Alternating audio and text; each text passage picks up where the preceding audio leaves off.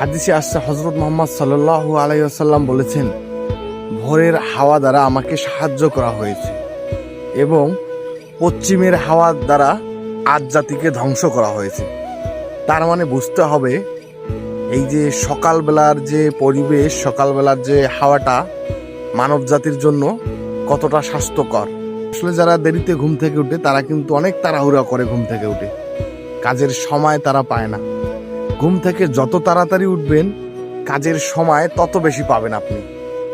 এবং কোরআনে উল্লেখ আছে যে সকালের আবহাওয়া নিঃশ্বাস ছাড়ে।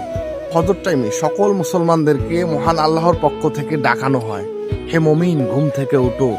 তো এই জন্য আমাদেরকে ডাকা হয়, কারণ মানব জাতির জন্য এই ফজরের হাওয়া এবং সকালের আবহাওয়াটা কতটা উপকারী তা বলে বিশ্লেষণ করতে পারবো না।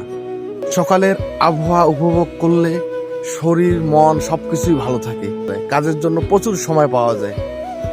হে ভাই বোনেরা, আপনারা যারা দেরিতে ঘুমান এবং দেরিতে ঘুম থেকে ওঠেন তাদেরকে একটা কথাই বলতে চাই, আপনারা সকাল সকাল ঘুমানোর চেষ্টা করুন এবং ফজর টাইমে ওঠার চেষ্টা করুন।